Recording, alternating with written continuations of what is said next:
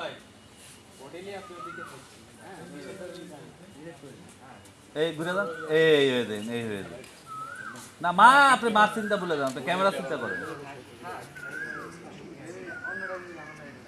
তুমি না আইবা আম্মা, সরদা আপনি নরমাল আম্মা, লোকটাকে এমন তো আসতে হবেন না। যখন কইব আমি তো চিনি না, তো বন্ধ করবো, তখন আস্তে আস্তে কমে যাবে। আর তুমি ডাইরেক্ট উঠে আসবো, কনফিউজ না। রোল হোয়াইট প্লেস অ্যাকশন। আরে এবার তো সব দেখেন পছন্দ হয়েছে না? পছন্দ হয়েছে। এই হলো আমাকে বাড়ি পাঁচটার মধ্যে আছে। আর পিছন সাইডে পুকুর থেকে হলো রাস্তা বাবা তার মোটামুটি কত কাটা হতে পারে? 12 কাটার মতো। আর আমরা নিজস্ব কাটা পিছন সাইডটা দেখলাম না, বুঝবো। হ্যাঁ হ্যাঁ আম্মা রনি কারেন্টে যেতে বাড়ি পিছন থেকে কারেন্টে যেতেছে লোকটারা আমি চিনি না। তো রনি করলো বাড়ির সব বন্ধ দিয়া ওই লোকটা জানো না টাকা পয়সা নেই।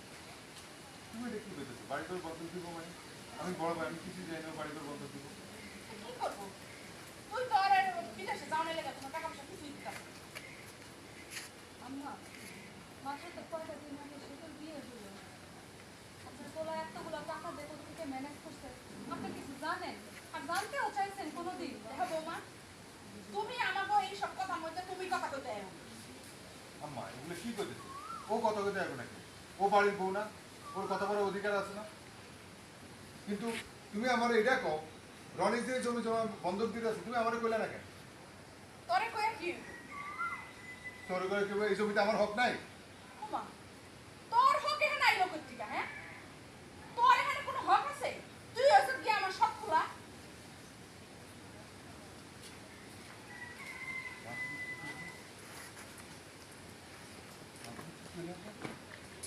আমি যা কইছি একদম ঠিক কথাই বলছি। এই বাড়িতে যদি কোনো হক থাকে সেটা আমার। আমি এই বাড়ি বন্ধ দিব না, বেচা দিব। সেটা একান্ত ব্যক্তিগত ব্যাপার।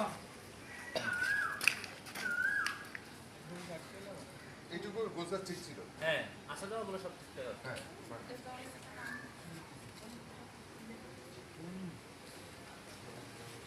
বাইরে দিয়ে বাইরে করে দিছো? আচ্ছা মা, আমার বাড়িতে আর কেউ যেন না থাকে। এখন কোনটা থেকে তাহলে এটা এখন?